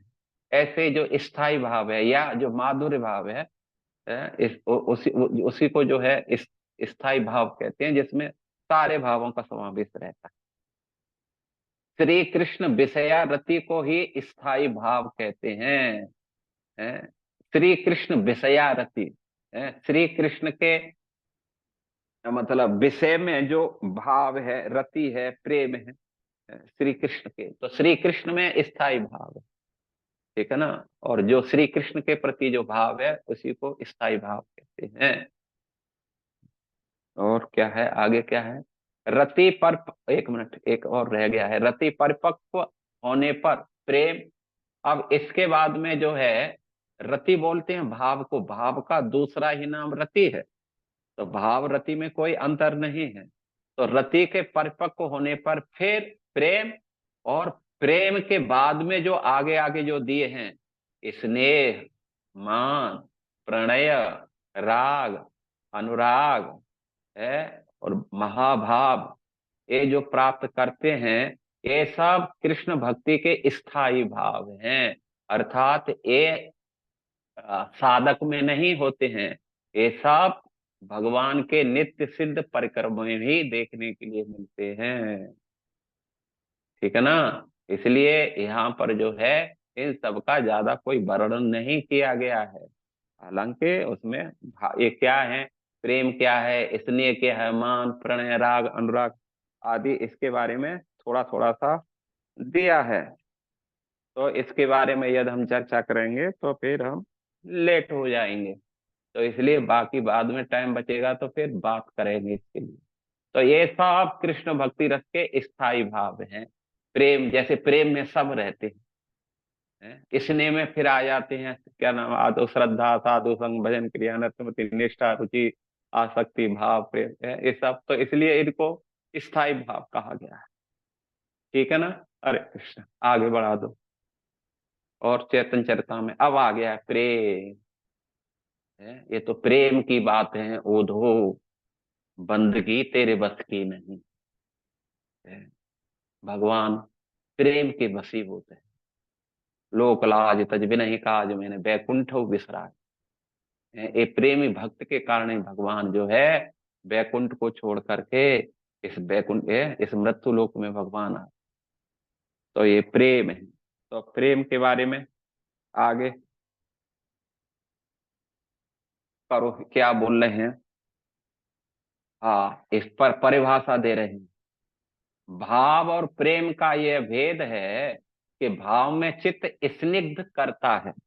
भाव चित्त को स्निग्ध करता है। स्निग्ध करने का मतलब होता है कि भगवान को बैठने का स्थान बनाता है, उनके अनुकूल स्थान बनाता है। लेकिन प्रेम, प्रेम में तो संपूर्ण रूप से स्निग्ध करता है। प्रेम में भगवान और उनके विषय के प्रति अतिशय ममता का भाव होता है। जो जो भाव है वो तो स्निग्ध ही करता है और जो है भगवान के अनुकूल स्थान बनाता है। लेकिन प्रेम तो चित्त को स्निग्ध करता है। लेकिन ये तो जो जो क्या नाम है, भाव चित्त को स्निग्ध करता है और प्रेम संपूर्ण रूप से स्निग्ध करता है। उसका पूरा शरीर में रोमांच, कंप, उस पुलक, अश्रु, विकार, ये सब भरे ही रहते हैं। हर समय दिव्य अवस्था में बना रहता है, ट्रांसेंडेंटल अवस्था में। प्रेम में भगवान और उनके विषयों के प्रति अतिशय ममता का भाव होता है। भगवान और उनके विषयों के प्रति, भगवान और उनके विषयों के प्रति क्या रहता है, अतिशय ममता का भाव रहता है। अर्थात जो वृत्तियां पहले भाव स्तर में क्या नाम है, जो देह, गेय आदि, धन आदि में जो वृत्तियां कभी कभी जाती थी, थोड़ी बहुत रहती थी, क्योंकि उसमें भी क्लेश था। लेकिन अब जो है वहां पर जो वृत्तियां थोड़ी बहुत इधर उधर जाती थी, लेकिन प्रेम की अवस्था में है ये सारी व्यक्तियां एकदम स्थिर होकर के और एक जगह भगवान में समाहित हो जाती हैं, भगवान की सेवा में समाहित हो जाती हैं, भगवान की कथा कीर्तन में समाहित और फिर और एक कहीं दूसरी जगह नहीं भागती हैं। इसलिए अविष्ट के प्रति प्रगाढ़ ममता करे, उसी भाव को विद्वजन प्रेम कहते हैं। इसमें प्रगाढ़ ममता रहती है, ममत्व रहता है। कृष्ण मेरे हैं, मैं कृष्ण का हूं, ये भाव जब आ जाता है तो फिर ये जो है इसको ममता कहते हैं। आगे आगे बोलो, पहुंच पढ़ाओ तो फिर क्या है। इस प्रेम के दो गुण होते हैं, पहले सांद्रानंद विशेष आत्मा और श्री कृष्णाकर्षणी तथा। जैसे साधन भक्ति के दो बताए थे, क्लेशाग्नि और क्लेशाग्नि, और दूसरा था सुभदा, सुभदा और कृष्णाग्नि। ऐसे ही जो है प्रेम के दो लक्षण हैं, सांद्र आनंद विशेष आत्मा, श्री कृष्ण आकर्षणी तथा। तो सांद्रानंद में बोलते हैं, सांद्रानंद का मतलब होता है घनीभूत आनंद है, जिसका स्वरूप है, अर्थात एकदम आनंद में। जैसे प्रेम में तो एक बूंद आनंद की थी, सॉरी, भाव में एक बूंद आनंद की थी है, लेकिन प्रेम में तो समुद्र में वो डुबकी लगा रहा है। ठीक है ना, सांद्रानंद विशेष, सांद्रानंद जिसमें संपूर्ण रूप से जो है डुबकी लगा रहा है, ये है सांद्रानंद, ये जो है इसका विशेष रूप। मतलब यह इसको फिर प्राप्त करके जो है फिर संसार का और कोई प्रेम उसे आकर्षित नहीं करता। और श्री कृष्ण आकर्षणी तथा, और ये प्रेम क्या करता है, कृष्ण को खींच करके बस हृदय में ताला लगा करके रख देता है, यहाँ बंधे रहो, अब इधर से निकलना नहीं है। भाव में तो कभी कभी कृष्ण आते थे, निकल जाते थे फट से। लेकिन सांद्रन इसमें जो है कृष्णाकर्षणी में, प्रेमा भक्ति में बिठा के लॉक लगा दिया, चाबी को फेंक दिए, चलो यहीं रहो, अब कहीं जाने की जरूरत। तो इस प्रकार जो है ये जो है क्या नाम है, इसमें जो प्रेम भक्ति है, भाव भक्ति पुष्प का जो है विकास होना, उसमें जैसे बोलते हैं ना भजन क्रिया, भजन क्रिया के बाद अनर्थ निवृत्ति, अनर्थ निवृत्ति के बाद आसक्ति। तो आसक्ति में जो फूल होते हैं, पहले एक गुच्छ जैसा, एक टोपी जैसी बनती है उसकी, और फिर जो है भाव में वो क्या जाता है, खिल जाता है, फूल बन जाता है, फूल का रूप धारण कर लेता है। और ये फूल धीरे धीरे करके फिर प्रेम की अवस्था में फल के रूप में परिवर्तित हो जाता है, जो कैसा है, जो बहुत चिकना है, श्रवण कीर्तन आदि में अ, मतलब वो बोलते हैं अश्रु पुलक हास रोदन नित्र आदि अनुभव रूपी सहस्त्र पत्रे है, इसमें जो है क्या है, इस फूल, जो फूल रूपी सैकड़ों पत्ते इसमें लग जाते हैं, समझे ना। उसमें तो केवल क्या नाम है, जो दो ही पत्ते थे उसमें, क्या नाम, आगे जो बताया था कौन सा था, रुचि के स्तर पर जो रुचि में था, और उसमें से फिर एक ये जो है क्या नाम है आसक्ति में डंठल बना उसका, और माधुर्य में खिल गया, और सॉरी भाव में खिल गया, और प्रेमा भक्ति में क्या हुआ, खिला, और साथ साथ में क्या हुआ, वो फल में परिवर्तित हो गया। और इसके अंदर इस प्रकार के सैकड़ों पत्ते निकल पड़े। वो पत्ते क्या हैं, तो वो पत्ते हैं जो है अश्रु पुलक कप है, पुलप कंप हास्य रोदन नृत्य अनुभाव रूपी असंख्य पत्ते उसमें उत्पन्न हो जाते हैं, जो उस कल्प कल्प लता को, भक्ति लता को क्या करता है, और सुशोभित बना देता है।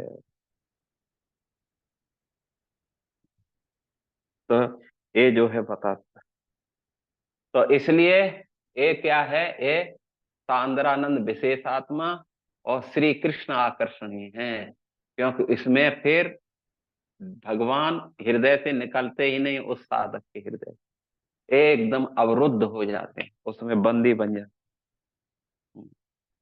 तो फिर आगे क्या है इसमें, और क्या है, तो प्रेम में युगपथ विरह ताप और भगवान की स्फूर्ति में उत्पन्नशीलता। तो इस प्रेम में जो है ताप भी है और शीलता भी है। क्या है, भगवान अपने प्रेमी भक्तों को निजी सौंदर्य, नेत्र, सौश्वर्य करण, सौरभ्य नासिका, सौकुमार्य त्वचा, सौरस्य जिह्वा का क्रमशः आस्वादन कराते हैं। अर्थात प्रेम में युगपत विरह ताप होता है, भगवान बिछुड़ने का। भगवान जैसे राधा रानी प्राप्त करके भी वो भयभीत रहती हैं कहीं बिछुड़ न जाए, ये जो ताप है?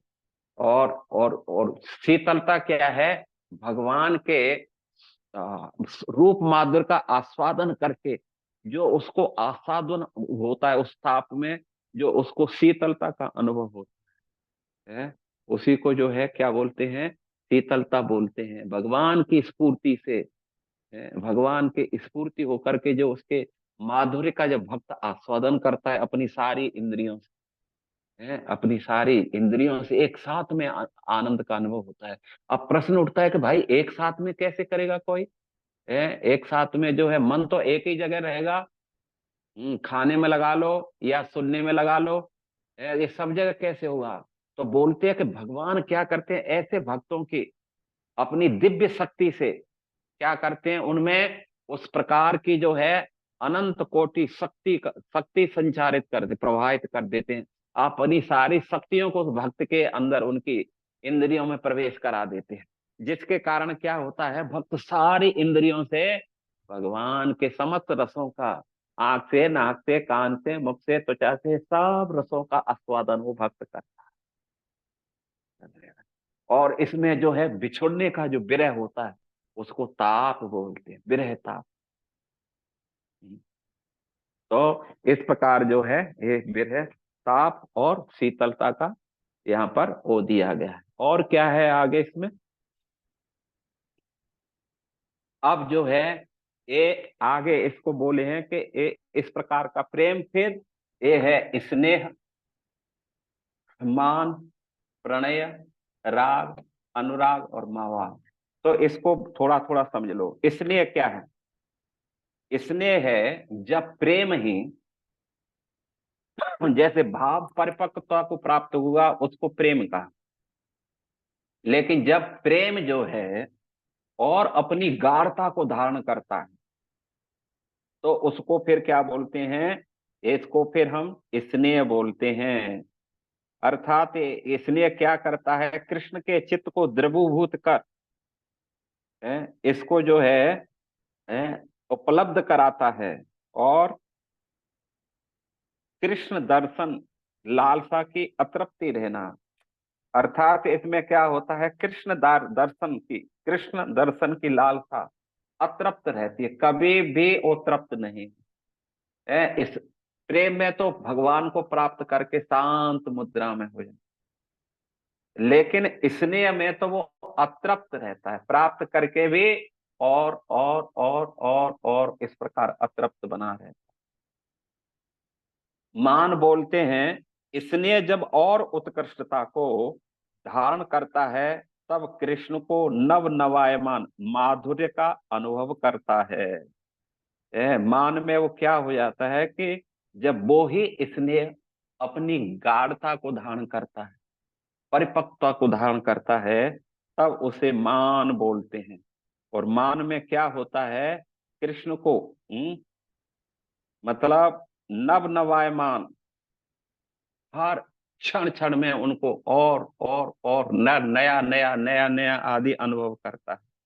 स्वयं अपने भाव को छिपाने के लिए वो कुटिलता धारण कर लेता है, अर्थात मान मान कर बैठता है, जैसे राधा रानी मान करके।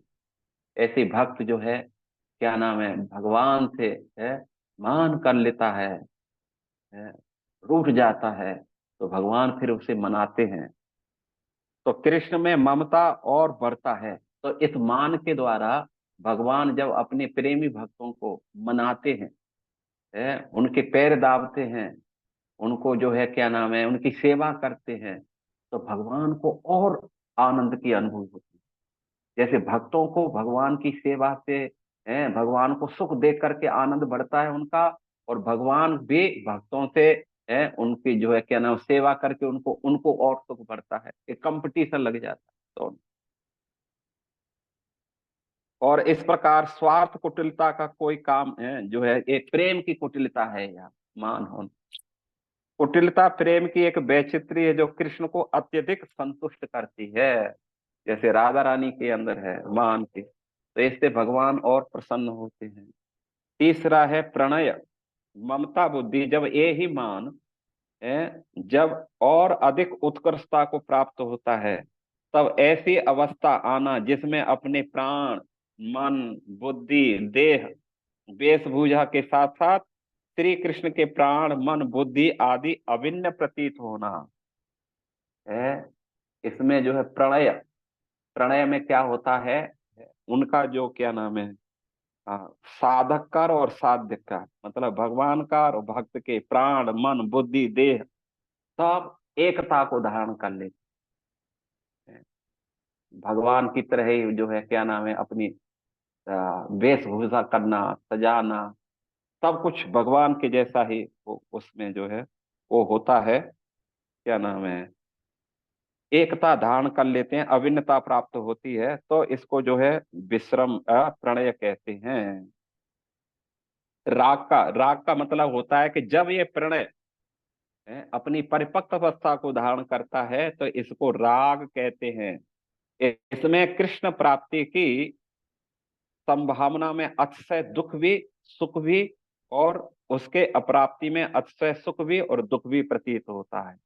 राग में जो है कृष्ण प्राप्ति की अवस्था में उसको दुख भी होता है, सुख भी होता है, और क्या बोलते हैं, सुख भी होता है। उनकी अप्राप्ति में भी सुख होता है और दुख होता है। हमने ये होता है, प्राप्त होने में उसको दुख का भय लगा रहता है, और न प्राप्त होने में जो है उसको जो है क्या नाम है, वो दुख, वो भी दुख रहता है। न प्राप्त होने में फिर प्राप्त होने के चले जाएंगे, इसलिए वो भी एक दुख का ही कारण बना रहता है।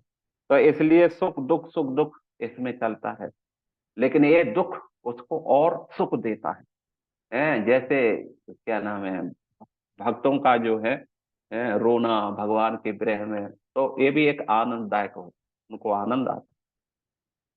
तो इस प्रकार ये राग है। अनुराग का मतलब राग प्रतिक्षण नव नवाय होकर सदा अनुभूत प्रिय व्यक्तियों को क्षण क्षण में नित्य नवीन रूप से अनुभव कराता है।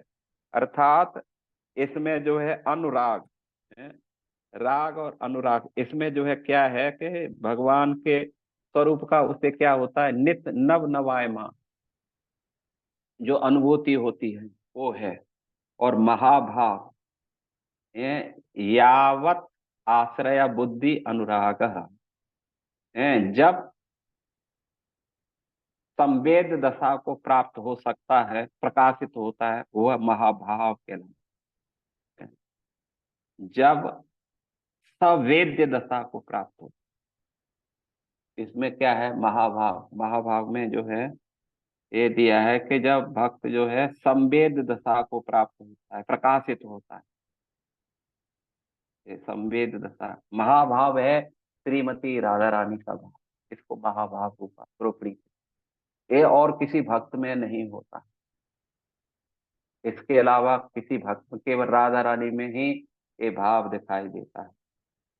यावत आश्रया वृत्ति अनुराग, अर्थात संपूर्ण रूप से, संवेद्य का मतलब यहाँ बताया है कि यह यावत आश्रया वृत्ति अनुराग, अर्थात संपूर्ण रूप से कृष्ण को प्रसन्न करने की जो बुद्धि है, मन बुद्धि शरीर वचन सब कुछ कृष्ण के लिए जिसने लगा दिया है, वो महाभाव स्वरूप कहलाता है।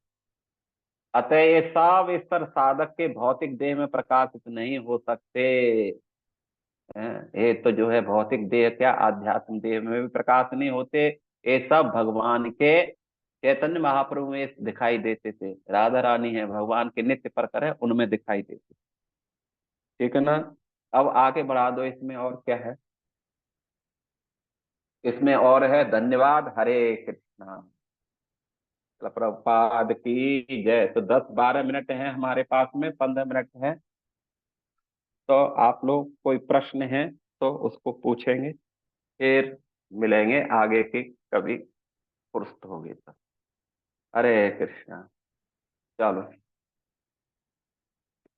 कोई प्रश्न है तो आप पूछो।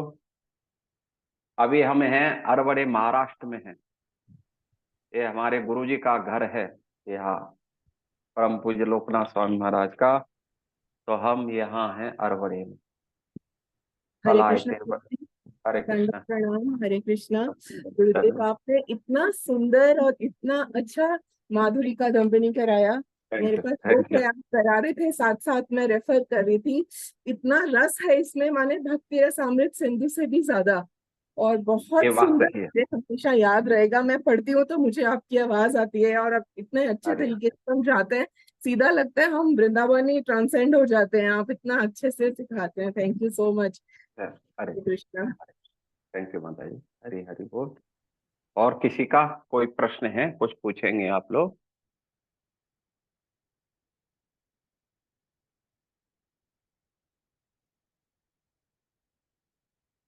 हरे कृष्ण गुरु महाराज, दोनों प्रणाम। दंडवत जी, दंडवत। Thank you. महाराज बोलो। ने बहुत अच्छे से समझाया, जितने भी 7 क्लासेस हुए। तो थैंक यू। मेरी विनती है कि आगे भी कभी इसी तरह से जो भी हो तो कृपया आप हमें बताइए। हम वृंदावन में मिले थे महाराज, आपको अगर याद हो, अच्छा। महाराज जी की व्यास पूजा में। हा। अच्छा। गुड। ठीक ठीक। आप कहाँ से हैं? देहरादून महाराज। अच्छा, देहरादून से है ना? गुड।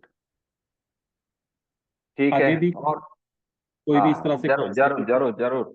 आगे है ना, क्या नाम है आपके परम सुंदर प्रभु, और जो है क्या नाम है, वो मैसेज डालते रहेंगे। जब भी उनका कुछ होगा तो मैसेज डालें, जरूर डालें। आप सबके पास में मैसेज जाएगा, कोई प्रॉब्लम नहीं। ठीक है थैंक ना? यू गुरु। हरे कृष्णा, हरे कृष्णा,